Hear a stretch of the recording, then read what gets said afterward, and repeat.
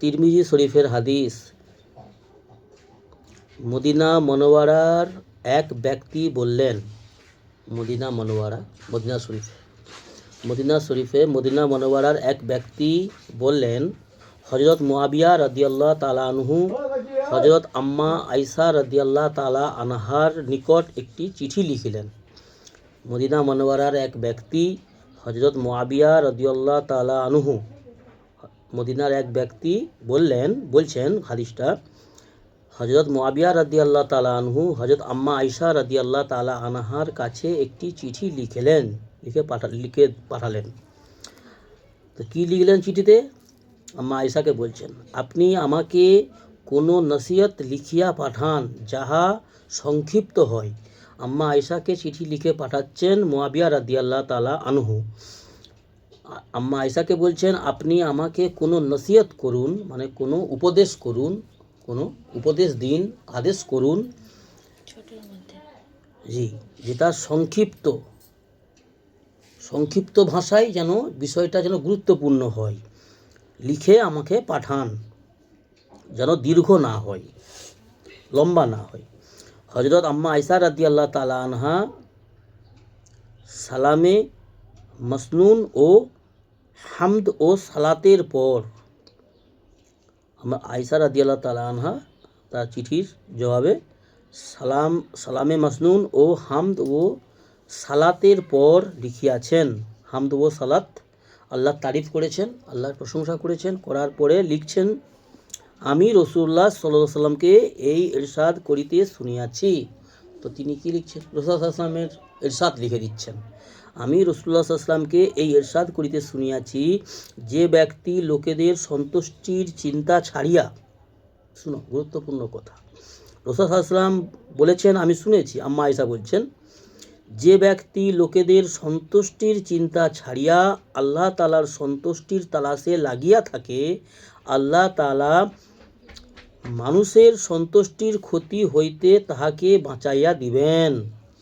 যে ব্যক্তি মানুষের সন্তুষ্টির চিন্তা ছেড়ে দিয়ে লোকে কে কী বলবে, আর আজকাল দিনে আমাদের সমাজে কিন্তু এটাই বেশি, আমি যদি এই কাজটা করি লোকে কি বলবে, জি, আমি যদি বুড়ি বয়সে বোরখা পরি লোকে কি বলবে, এইগুলো আমার সমাজে কিন্তু আছে। অনেক মুসলমান সমাজের মেয়েরা আছে, জি, সারা জীবন বোরখা পরেনি, এখন তার স্বামী হয়তো দ্বীন ইসলামের জ্ঞান আল্লাহ দিয়েছে, সে হয়তো দ্বীন ইসলামের পথে এসেছে, তার স্ত্রীকে বলছে বোরখা পরো, বলছে এই বুড়ি বয়সে বোরখা পরবো, বুড়ি বয়সে চুড়িদার পরবো, লোকে কি বলবে।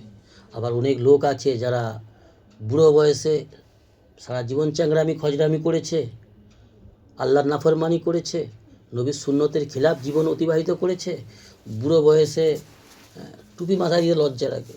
অনেক মানুষ আছে আমাদের মসজিদে নামাজ পড়ে, জি, মসজিদের বাইরে টুপিটা মাথায় নিয়ে ঢুকে যাবে মসজিদে, নামাজটা পড়েই আবার বাঁ হাতে করে টুপিটাকে নিয়ে পকেটে গুঁজে নিয়ে বাজারে চলে আসবে, ঘরে চলে যাবে। তার কারণ লোকে কি বলবে টুপি মাথায় দিয়ে থাকলে, তার মানে লোক দেখানো, রিয়াকার। জি, অনেকে দাড়ি রাখতে লজ্জা পায়, লোকে কি বলবে দাড়ি রাখলে। তো এই হচ্ছে আমাদের সমাজে, মানুষকে সন্তুষ্ট করার জন্য যদি দ্বীন ইসলাম কেউ মেনে চলে তাহলে কিন্তু আল্লাহ অসন্তুষ্ট হয়। তো মানুষের, রাসূলুল্লাহ সাল্লাল্লাহু আলাইহি ওয়াসাল্লাম কি বলেছেন, কোনো ব্যক্তি লোকের সন্তুষ্টির চিন্তা ছাড়িয়া আল্লাহর সন্তুষ্টির তালাশে লাগিয়া যায়। আল্লাহ কিভাবে সন্তুষ্ট হবে, চাই দুনিয়ার লোক অসন্তুষ্ট হয়ে যাক, কোনো যায় আসে না, যেন কাজটা আমার আল্লাহর সংবিধান মোতাবিক হয়, ইসলাম মোতাবিক হয়, রাসূলুল্লাহ সাল্লাল্লাহু আলাইহি ওয়াসাল্লামের সুন্নত তরিকায় হয়। তাতে যদি কেউ আমার আপনজন, আমার বন্ধু, আমার আশেপাশের লোক অসন্তুষ্ট হয়, হোক, আমার আল্লাহর সন্তুষ্টির তালাশে যদি কেউ লাগিয়া যায়, আল্লাহ তাআলা মানুষের সন্তুষ্টির ক্ষতি হইতে, মানুষের অসন্তুষ্টির ক্ষতি হইতে আল্লাহ তাআলা সেই ব্যক্তিকে বাঁচাইবেন। আর যে ব্যক্তি আল্লাহ তাআলার অসন্তুষ্টির চিন্তা ছাড়িয়া দিয়া, আল্লাহ তাআলার অসন্তুষ্টির চিন্তা ছাড়িয়া দিয়া মানুষকে সন্তুষ্ট করার পিছনে লাগিয়া থাকে, বললাম বিয়ে বাড়িতে যদি লোকজন আমার না খাওয়ায়, লোকে কি বলবে, আর পয়সা আছে, কি কৃপণ। অ্যাকচুয়ালি সিস্টেম অনেক কিছু আছে, সব ব্যাপার জানার আছে, সব জায়গায় সব হাদিসকে জয়েন করলে হয় না। হ্যাঁ, গরিব মিসকিনদের খাওয়ানো আল্লাহর আদেশ রয়েছে, জি, কিন্তু বেছে বেছে আমার বরাবর যারা অর্থ সম্পদশালী শক্তিশালী মানুষ অর্থশালী মানুষ তাদেরকে দাওয়াত করা। জি, আর পাশেই একটা দুটো গরিব ফ্যামিলির মানুষ, তারা খেতে পায় না দুবেলা দুমুঠো, তাদেরকে ডাকবো না। এরকম মানুষ আছে না এই সমাজে? অর্থাৎ এইগুলো অন্যায়। তো কি বলল, যে ব্যক্তি মানুষ আল্লাহকে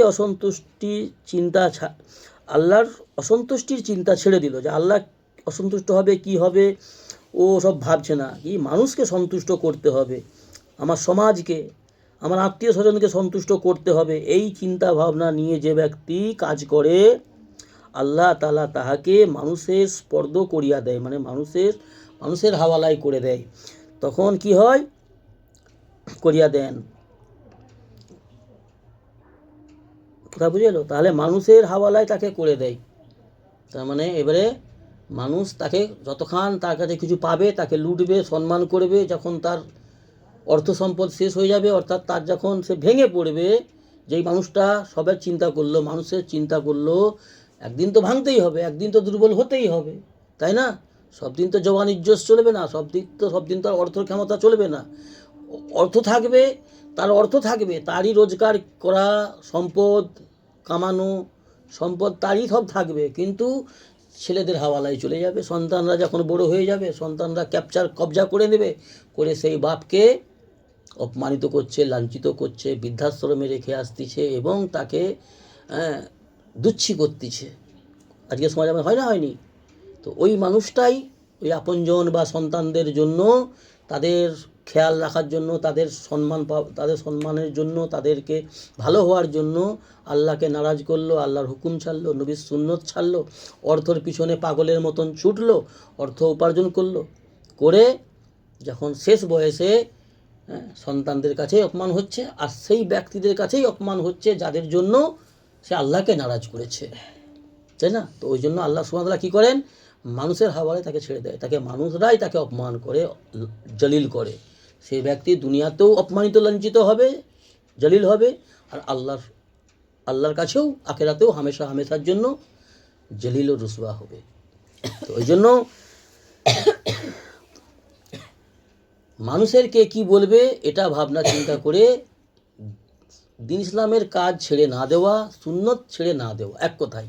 আর আমাদের সমাজে এটা হয়, জি, অনেক ক্ষেত্রে হয়, আত্মীয় বাড়িতে যেয়ে দস্তরখানা ছেড়ে দিচ্ছে, তাদের সঙ্গে তাদের মতন সুন্নত তরিকায় খাওয়া ছেড়ে দিচ্ছে। জি, নবীর প্রত্যেকটা সেকেন্ডে, প্রত্যেকটা কর্মে, প্রত্যেকটা কদমে আমাদের আল্লাহর হুকুম, নবীর সুন্নত রয়েছে। এমন কোনো সময় নেই যেখানে আল্লাহর হুকুম নেই, নবীর সুন্নত নেই। অর্থাৎ আমরা জেনে অনেকে করেনি, অনেকে জানার চেষ্টাও করেনি, অনেকে জানেনি, মানেনি, এসব ব্যাপার। তো ওই জন্য আমাদেরকে চিন্তা চেতনা রাখতে হবে সর্বদা, বেশির বেশি চিন্তা ভাবনা, যে আল্লাহর হুকুম কি আছে আমার চলাতে, বলাতে, দেখাতে, আমার করণীয় কি আছে। আল্লাহর সন্তুষ্টি উদ্দেশ্য নিয়ে দ্বীন ইসলামের পথে চলো, রাসূল সাল্লাল্লাহু আলাইহি ওয়াসাল্লামের সুন্নত মেনে চলো, এতেই সফলতা, এতেই সম্মান, এতেই কামিয়াবি, এতেই নাজাত। বুঝে আসছে?